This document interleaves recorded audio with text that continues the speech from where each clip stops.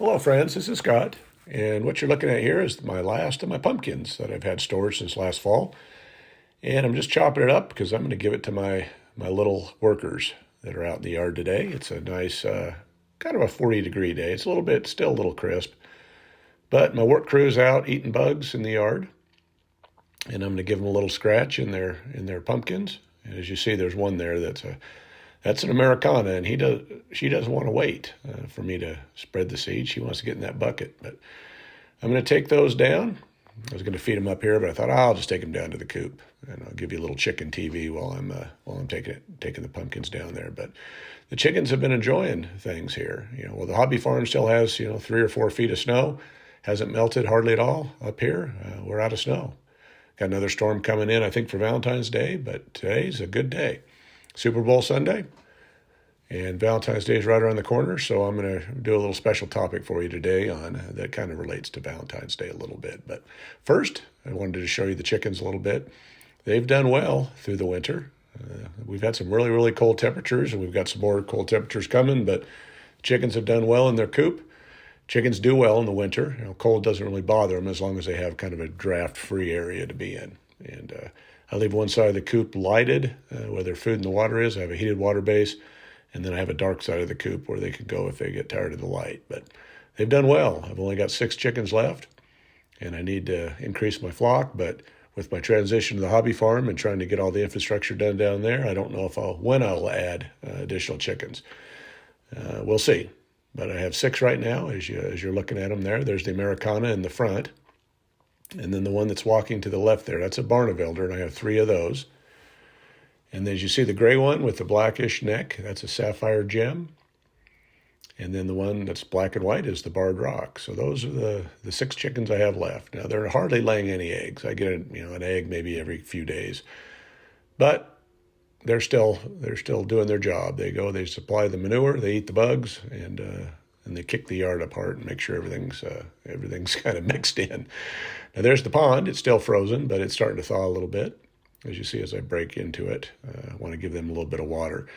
Now, I put this pond in last year, as I showed you the process in previous videos.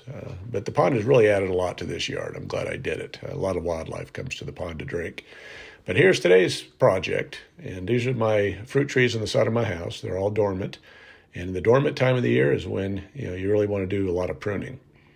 And looking at these different trees, I've got pear trees and apple trees and peach trees and an Asian pear tree in my yard. There's the Asian pear. And I needed to give that a little bit of a haircut. But looking down, what's the tree that I need to do the most with? And it kind of goes with Valentine's Day is this apple tree. And the tops, it's grown way too tall. It's really spindly on the top. But I pruned this tree in a special way. It's called festooning. Now, I espalier other fruit trees, which is when you run them, the limbs along wires, you trim them to wires. But festooning is when you bend the branches down.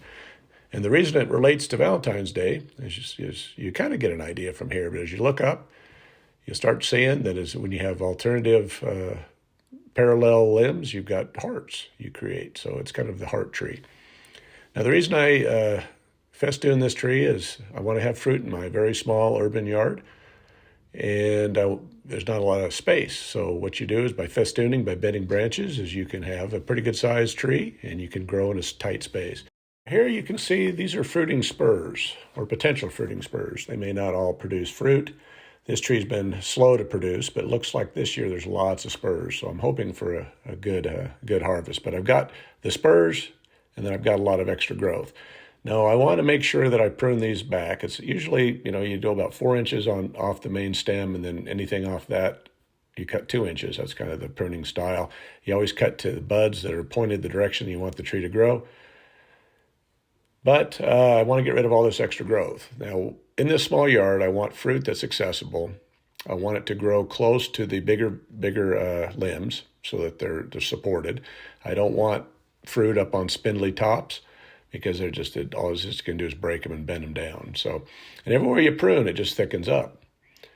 So as you see here, I'm going to do a little speed pruning, and rather than bore you with a lot of slow motion. But there's some more fruiting spurs. That one for sure is going to produce some flowers. So we'll we'll have, it always seems to flower a little bit, but it just hasn't done much.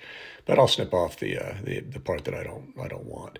But again, as you see here, I've done the left side partially, and you get an idea. I want the fruit close to those bent down branches, really tight so that they're supported well. And here's the side of the tree that I still need to do, as well as the top. And as you see, it's just kind of spindly. But this is getting to be a significant tree, and it's been very stubborn. It has not produced hardly any fruit. So I'm hoping this is the year. Last year was kind of an off year for some of the trees, but it was good for other new trees. And all these trees are probably 8, 9 years old now. So they should be producing some fruit. Now here's another look at some spurs. Those are the fruiting spurs there. And then I'll just cut and trim above that. As you see, there's the new growth. And so that's just wasted growth. I don't need that right now. So I want to get rid of all that.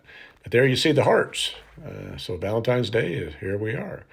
And that's it after I pruned the top. And as you see how thick it gets. And so it may be too thick. I may have to thin it out a little bit. But any fruit that's grown up there on spurs will be very close to the sturdy stems. And they'll be easy to pick too. I may need a ladder to get up there a little bit, but not too much. I just need a small 6-foot ladder. And there's the carnage from today's pruning. So anyway, just a short video today. I'm happy to be outside, enjoying the nicer weather, getting ready to go back to the hobby farm to tackle some more flooring. But it's Valentine's Day, so happy Valentine's Day, everyone. And I hope you all have a nice holiday. And I'll be back kind of with a lot of different topics coming up. Back to flooring, though. That'll be the next step. Thank you.